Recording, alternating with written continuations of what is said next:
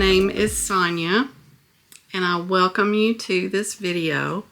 It's a video I have been wanting to do for a long time. I'm retired now, but my career was in HR. I did have a few side jaunts into payroll and benefits. I do have my MBA, and I do have 30-something to 40 years of experience. I've always wanted to write a book, and yeah, maybe someday we'll get there. I'm in the process of writing down my experiences. When I decided to do this video, I thought, oh my, how am I going to put all of this in a video? And then I decided, you know what, we're not. There's no way that I could put all of my thoughts and things that I want to say about the field of HR or the career of HR in one video. Point. I have my notes here, so I will be looking down. I do have a dog in the room, Maddie Sue, and if you are interested, you can watch my regularly scheduled vlogs every Saturday at 7 a.m. George and I are retired, and we just do this little vlog about our retired life. This video, The Truth About HR, is going to be the first one in the series. I do want to do another video that talks about how the field or the career of HR impacted my life and how it changed me as a person. I really would like to do a third video for just tips for HR professionals that are out there, or people that are planning on going into the field of HR. There's been a lot of things that I've learned across the way.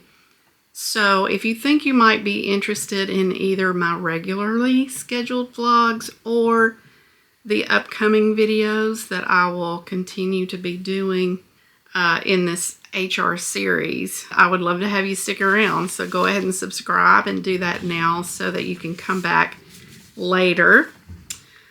Basically, let me just kind of go into my career. Oh, and I probably didn't say that I live near Nashville, Tennessee. Most of all of my experience will be based in this area of Tennessee. Just a little bit about my background, how I got into HR. I started out in retail, and it was called personnel. I just knew people that were in personnel in a couple of different companies, and just in hearing them talk about it and in watching what they do, I really fell in love with the field because I did want to help onboard people into their roles. Really looked at it being more of a training and onboarding position, but included signing people up for benefits and doing time cards and schedules. And that is what I intended to do in my career. But, as we progress through these videos, you will see that it was way more than that. Well, basically, I started out in retail. That was an experience in itself. Absolutely loved it. I worked with really good people.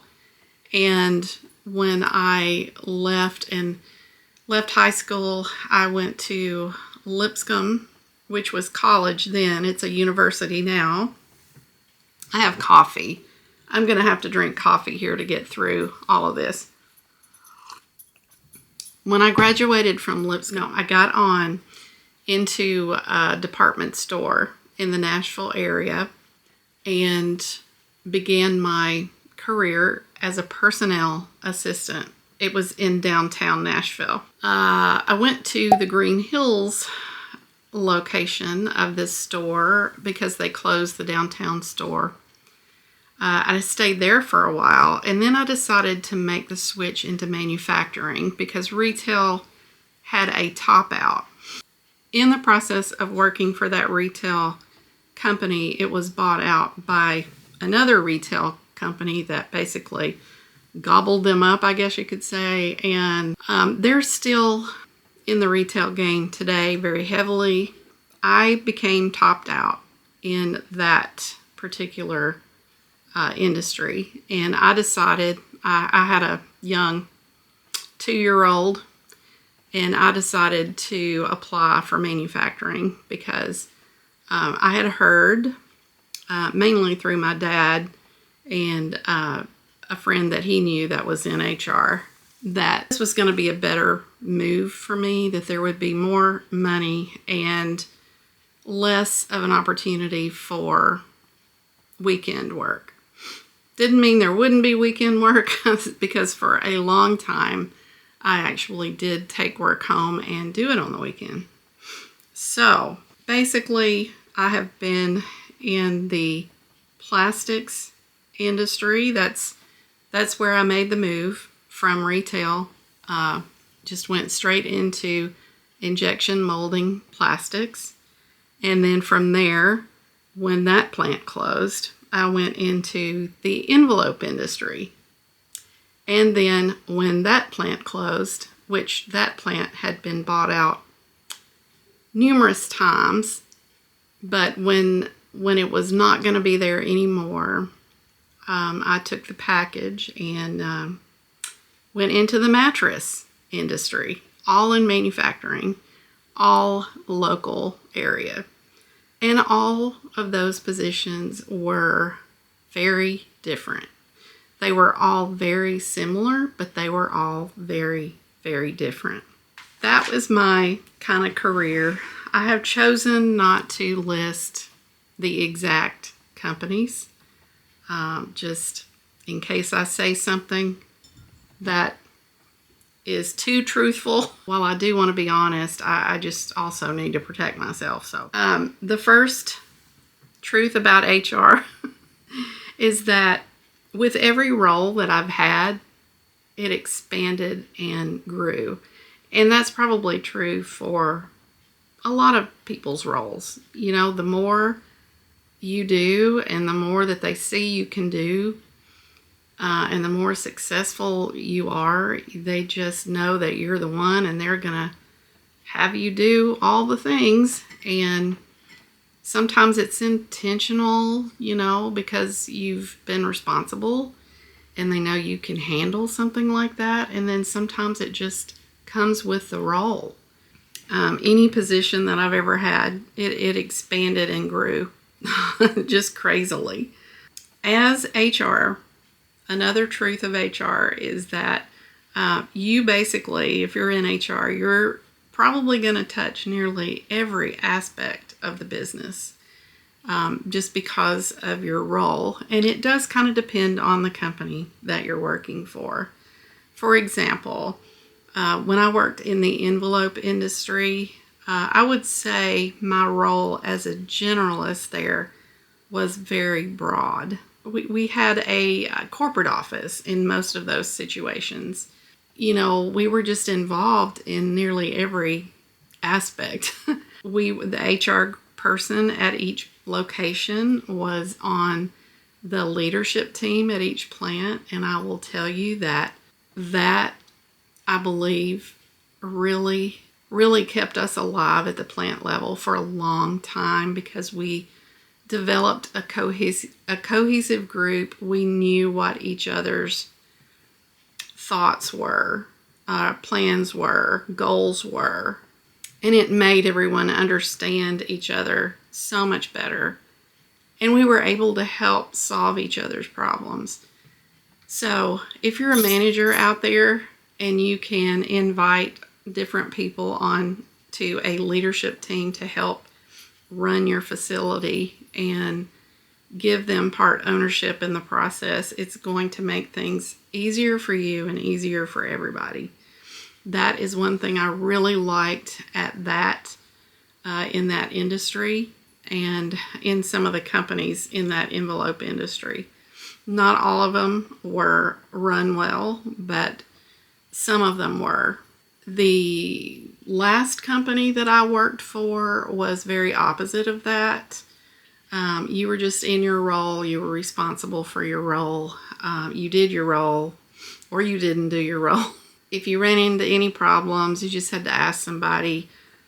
No one really told you what to do. You were just expected to know what you're supposed to do and do it. So we were not really part of a leadership team that met regularly to run the facility. It was just kind of run. I'm not even going to speak to that. I wasn't in on it. So, but in my position there, I was responsible for so much stuff because I was it, and I had to, I had a lot of hats to wear for that facility. So you do literally touch every part of the business, but like I said, different companies will have you do that in different ways. The truth about HR, you are sandwiched in between. You are the meat in a sandwich, okay, with cheese on top. You're sandwiched in between the employees and management. So you are having to please, the people under you that you're serving, and then you also have to please the people above you, whether it's your immediate boss, your big boss, a corporate boss, an assortment of bosses. You are in a position where you do have to try to please everybody.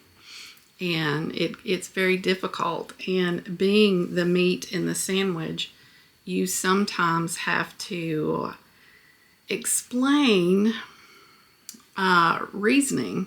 You might have to explain to management why the employees feel like they do. You may have to explain to employees why the management feel the way that they do. And so you become a negotiator, an explainer.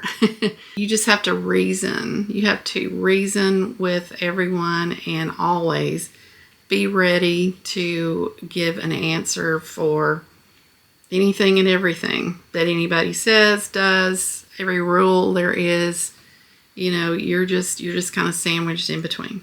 The truth about HR, you are a service industry. You are serving a number of people. You're serving employees, you're serving your managers. It's just, you're serving everyone. So you have to be ready and willing to serve. And it's very difficult because you also, it's on the list. I'm just going to go ahead and say it. You have to have a strong admin capability. Whether you're doing it yourself or you've got a team of people who are going to do it for you. There's a lot of administrative things that need to be done. And if it is only you and you don't have very much help or good help, it's going to be a struggle because you not only have mega loads of administrative work that you have to facilitate, but you also have to, like I say, be able to answer and serve all of these people. And I would say that's probably what I struggled with the most, whether it was stress from that or trying to fit it all in, from a time management aspect, which I think I did pretty good at. I wear my feelings on my shoulders. I wear it all over my face. If I'm disappointed about something, if I'm put out about something, it would usually show up. And that's probably my biggest flaw, is that if I'm irritated because I've had 30 phone calls in an hour, then people just knew it. And that was probably, my biggest thing. It's like I was not very good at masking or hiding my feelings. And so I would always be like, I am so sorry. It's not you. It's just I've had 30, phone calls in the last 30 minutes. So the truth about HR, whether you want to or not, you are going to be a legal professional because I didn't get into HR to be a legal person. But, I quickly had to learn the laws, and we had to handle a lot of legal cases here and there. We had to train our managers to know all of the ins and outs. And it just became a big thing. And I saw from early on in my career things kind of going very minimal legal cases to you just can't do or say anything without getting a legal case over it. I mean, it was just unbelievable. There's probably some things that, I won't say on these videos that I'd really like to. There's been management teams that have been accused of things that they did not do. They are really honest people. And there were hordes of other people who weren't honest that would, if something didn't go their way, or there was a rule they didn't like, or something happened they didn't like, they would start something, a legal case. And yeah, I'm not going to get into how those things impacted me, but they did in a very deep way. I learned a lot about people and a lot about life over the last few decades. You do have to be a legal professional, whether you like it or not. The truth about HR, there's a lot more government compliance than you realize. It's shocking. You just, in the last few years, I thought, wow, it's getting to the point where you need somebody to just handle the government compliance stuff, because it's all the time now. I'm not even going to go into all that's involved with that, but it's like every month there's something, and every year there's yet another piece of compliance that comes out that you have to be able to show for or compile for. And I'm just going to tell you that, a lot of the companies that I worked for just were not set up to handle that kind of data, just to be quite honest. The truth about HR is that every day is different. So it was never boring. It was always interesting. And I always really wanted to do a good job, whatever it was I was doing that day. I tried to be very organized, but the truth of the matter is that whatever you have planned for the day was not going to happen. I mean, some of it did. If you had a meeting planned or some kind of event planned, you're probably, still going to have that event. You're probably going to stay later or come in early the next day to deal with all the things that happened while you were at said event. And that's okay. That's just life. That's business. That's, you just got to handle it whenever you can. I would plan my day out. And if you ever watch my channel, you know that I have a to-do list. Personally, I have a to-do list. And I have had to-do lists in my HR career for a very long time. I would still have my day planned, but there were so many things that would knock it out, and it would just roll over.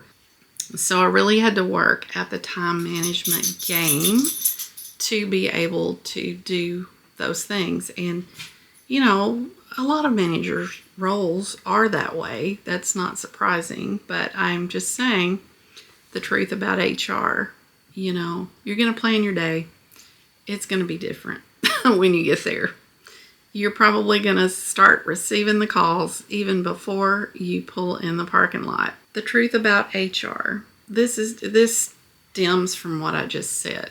It's a balancing act. And, what you have to do is prioritize mainly, and you've got to make sure that the things that have end dates, that you do those things first, because if you plan to do them the day before, you're likely going to be late, because whatever was planned for that day, you probably won't be able to do it that day. So you really have to start guessing, as far as planning your year and when you should start to look at projects and do projects versus when they're going to be completed because of that fact. There are always so many surprises. I always tried to keep an annual calendar, and I realized that this is probably going to fall into the tips, the HR video for advice and tips that I give.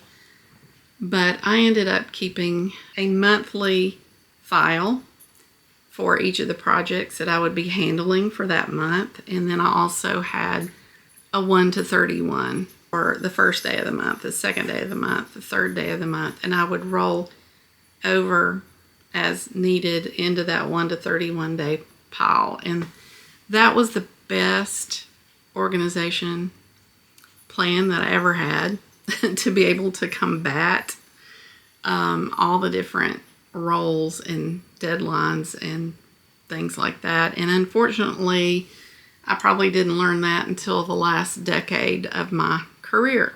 I just kept to-do lists, by the month or whatever in Excel. But it is a time management game, and it is a stress game, and it is a balancing act. So the truth about HR, like many management positions, it's very stressful. I asked my daughter one time, I said, having watched me go through HR, do you think you would be interested in the field? She's like, no way. I remember laughing because I thought maybe she would, like to do this because she's really organized. But she's like, no, I see what you have to go through and I don't want to do that. So that was interesting. But it is a stress game. I would say out of all the subjects that I researched, besides legal things, was probably about how to handle stress.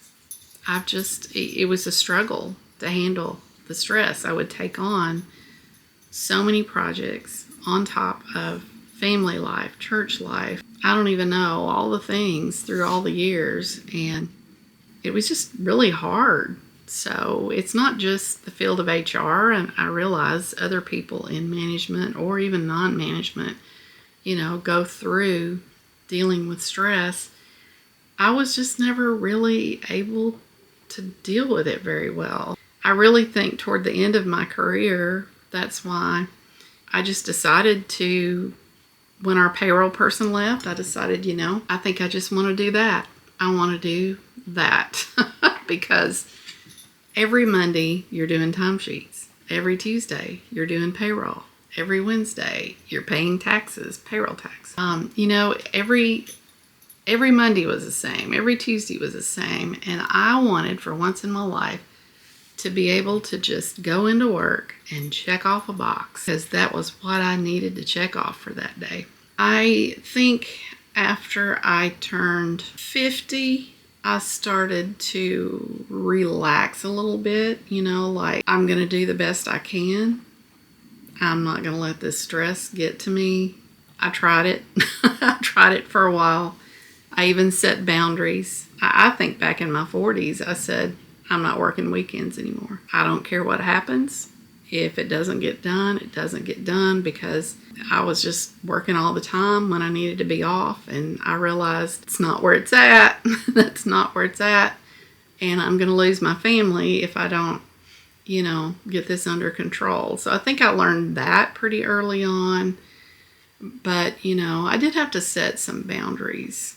I had to set some boundaries with people. Besides the stress thing, the truth about HR is that you very quickly see into play good versus evil. I guess I grew up all protected and in a bubble, which I guess is good. All right, so my battery went out. I had to put a new one in. I apologize for that. I was talking about good versus evil, and I was talking about me evidently being brought up in a bubble, which was probably a good thing. At least I was protected from evil. But you can really see the good versus evil playing out when you're in an HR role.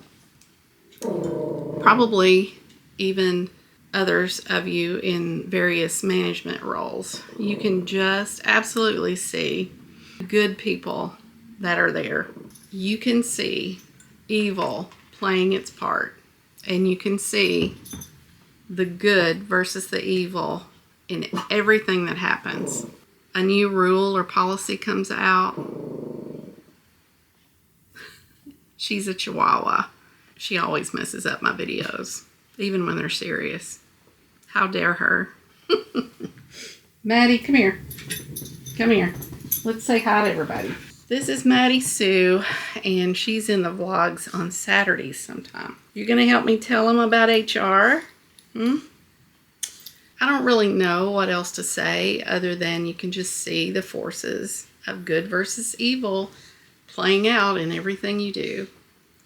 Because any event that has happened, any sentence that is verbalized, any meeting you have, anything good that happens, anything bad that happens, you will see both sides playing it out, and you will see the adversaries come out, and you will see hopefully the good people come out too, and everybody's got an opinion.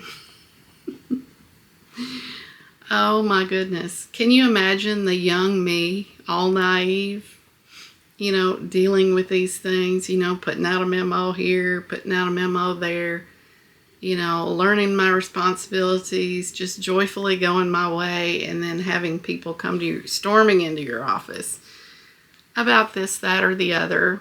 When I look back at it, it's kind of hilarious in a way, but then I just want to say, bless you. I just want to bark at everybody. I just want to say, bless your heart, Sonia, for all the stuff you've been through. Oh my goodness. Now, can we just not bark? Just sit up here with me. It's all good. I did want to point out that the truth about HR, and this is pretty much obvious, every company is different and every role is going to be different. Some roles were centralized, some were not. I worked at some companies where I had 7 bosses over 7 different things. And then I've worked for companies where I was just it, Both have their good and bad results with that. I mean, it can be good or bad either way. I look back at all my roles, and they were all just a little bit different, but the basic philosophy was the same. You're serving the people, you're serving the ones below you and the ones above you, and you're just in a responsible role. The truth about HR is that you are held to a higher calling. I often wasn't allowed to have an opinion or say what I thought in writing or even verbalized. I had to become less of a person of who I was to shrink back for the role. And I wasn't very good at that. And it may be a Southern thing, like a passive aggressive kind of a thing. We have a tendency to be like that. Maybe I wouldn't have enough gumption, I can think of another word for that, to actually face someone and tell them, I don't agree with this, but I might come home and blog about it, It's like, oh, I had to deal with this today, and I don't know that I agree with that. So I would tell the rest of the world instead of telling who it really was that I needed to tell. And was really me trying to be nice. But I did learn a lot from that. In the recent years, I learned that, and this is probably one for the tip section, but I'm going to go ahead and talk about it. I just really think that, if you're telling someone else something and you're upset, that probably means that you've got a boundary to set with somebody. I really had to learn to set boundaries. I had to learn to tell people, you're not going to talk to me that way, and I'll be glad to have this conversation with you when you calm down. I just had to learn to just take a step back and a breath back and assess the situation and have some dialogue with people. There was one particular person on one job that bawled me out a lot, and I really tried to not ever talk to that person, just so that I could not have to walk on eggshells, I guess, because it happened too many times, and I had so many things that built up in me. And he was mad at me about something one day, and he said, "We're going to talk about this." And I said, "Absolutely, we're going to talk about this. And we're going to talk about this and this and this and this." And I poured it out, and I just remember him looking at me dumbfounded like, oh my gosh, we got some issues here between us. It's been a long career. I have learned a lot. Every job is a little bit different, but the philosophies and, there's just a lot of similarities. Every place has a different culture. I kind of laugh, when I look back at all the different cultures, and it's really difficult to put into words, but the culture is something like this. It's almost kind of like a groupthink, if you're familiar with that term. Every group of people has either written or unwritten norms that develop within that specific group. So it has a lot to do with norms for that group. And whenever a person comes into that group, it can change the dynamic, either in a good way or a bad way. There can be friction. Within certain groups, this culture develops, and it's not just the group itself, but like, let's say the employees versus the management.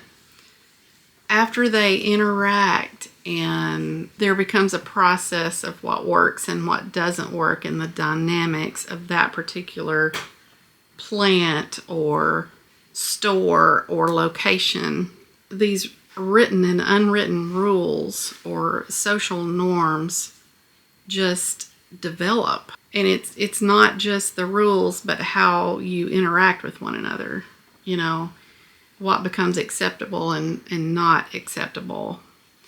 So that's the best way that I can explain the culture or the environment. It was just different everywhere that I worked.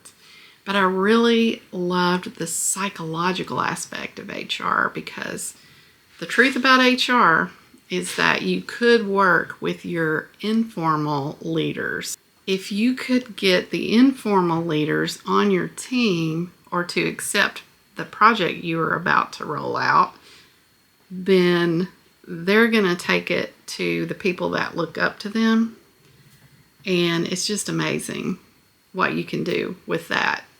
If you really want to know or assess your community, you can also get to know your informal leaders and learn what's being said out there, And my most favorite thing is sitting in a meeting of your peers, and you can tell who the informal leaders are, because when the speaker says something, everyone looks to the informal leader to see how they're going to react.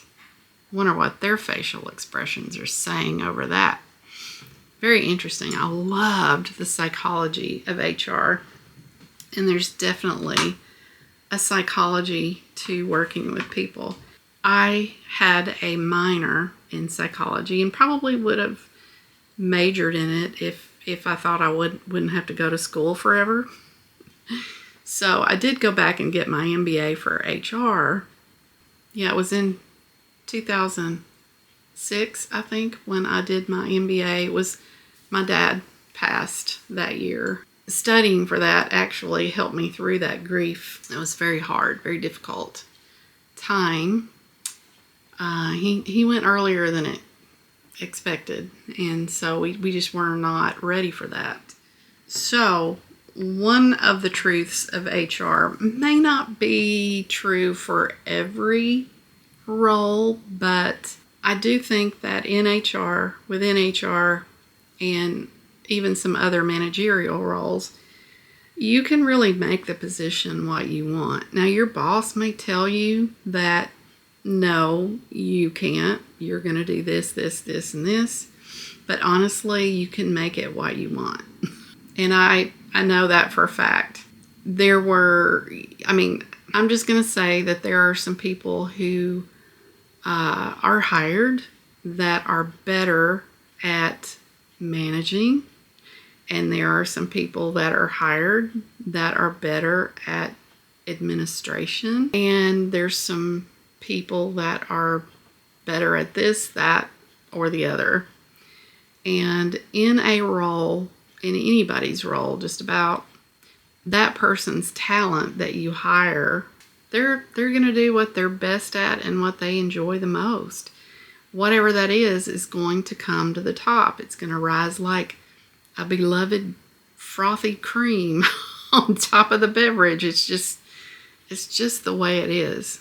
I don't really want to go any deeper than that, but I will tell you that my love for the HR administrative process was probably my best talent.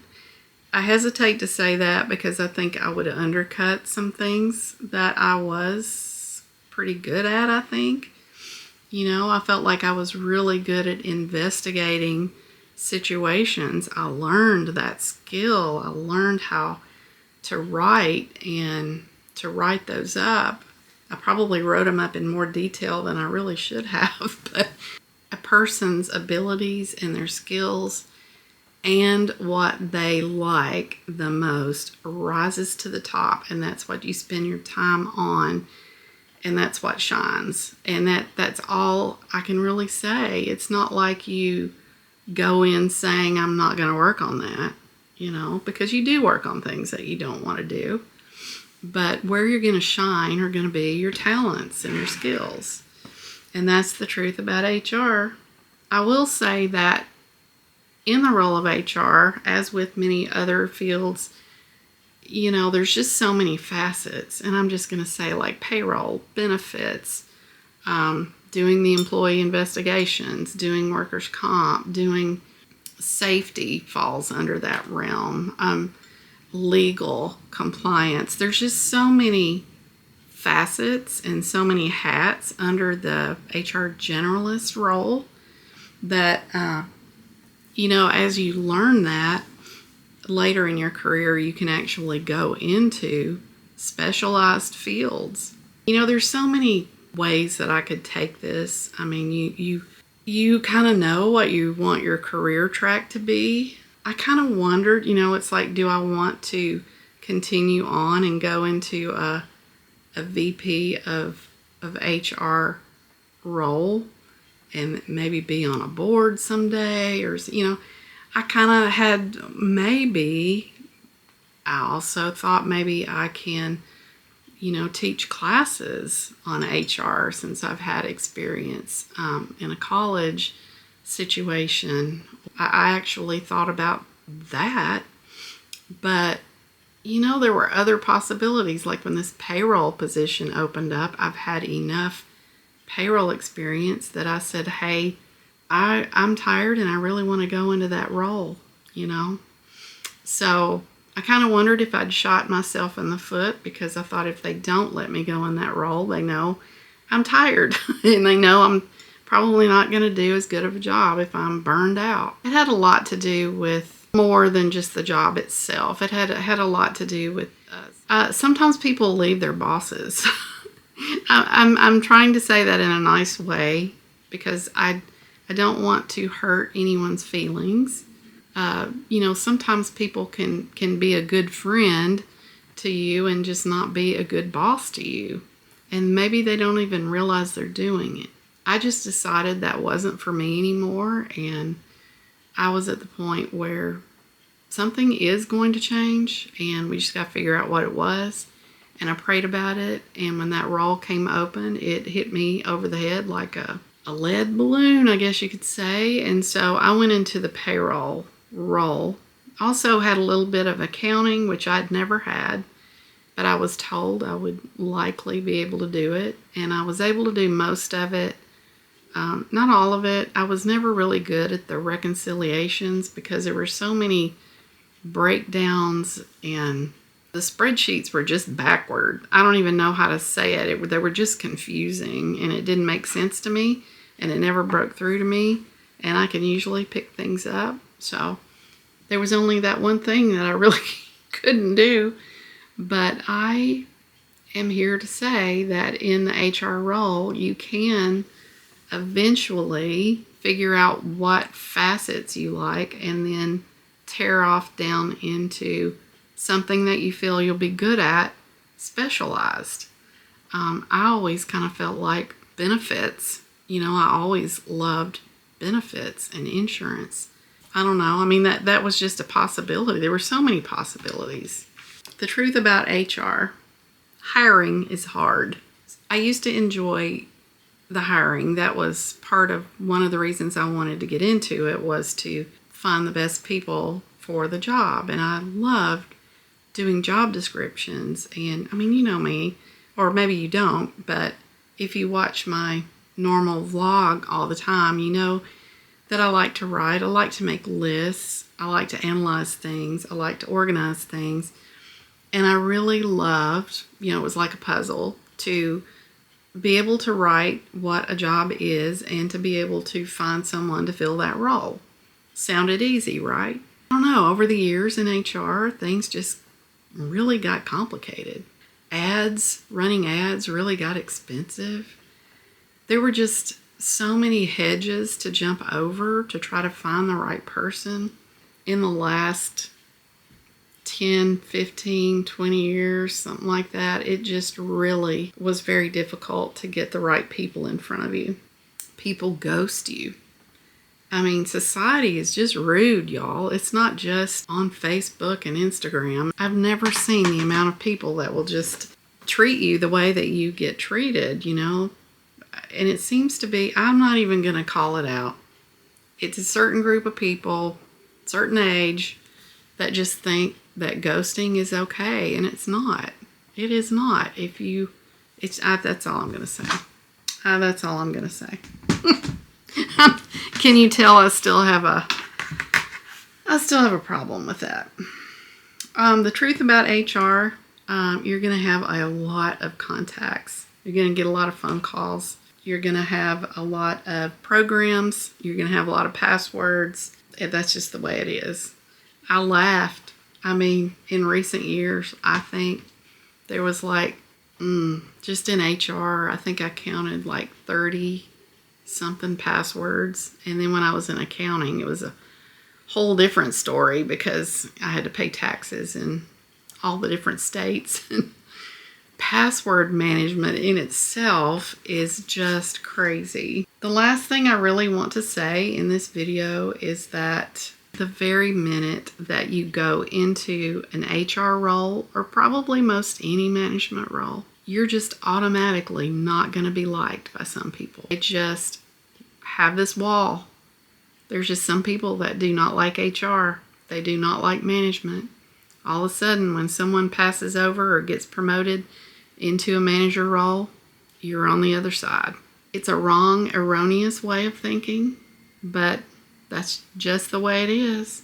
I had to learn that the hard way. You have to develop a tough skin, and it's really hard.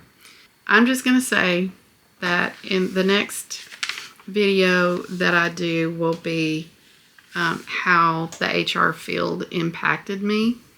I've been writing on this for a while, just getting my thoughts together, because when I would try to write the script for this video, it was just so complex and just so much so much was coming out of my mind and my heart, over the past 30 something, almost 40 years, I guess, that it took me a while just to sort my thoughts into segments, if that makes sense.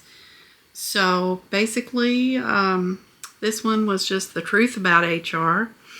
And the next one is going to be, the impacts of HR management on your life. And then the next one will just be some general advice for people that are in the HR field, books that impacted my life, and just how I handled stress and things like that. That's going to be it for today. And I'm curious, I want to know if you have ever been in HR and what you thought about it. Are there any truths that you would like to bring out? But I'd also like to know, you as an employee, what you thought about your HR management team. Did you think they serviced you well? Did you think they were stressed? And has anything that I have said in this video, has it impacted you in any way to maybe see the other side and maybe what the HR professionals were going through? So with that, I just want to thank you for watching the video, and give me a thumbs up, leave me the comments. Love to hear from you. And don't forget to subscribe, because I am going to be working on these other videos. It may be a little while before they come out. I do have the vlogs every Saturday at 7 a.m. and we will see you in the next video. Thanks, guys. Bye now. So every job will be different. Go get 'em, Tiger.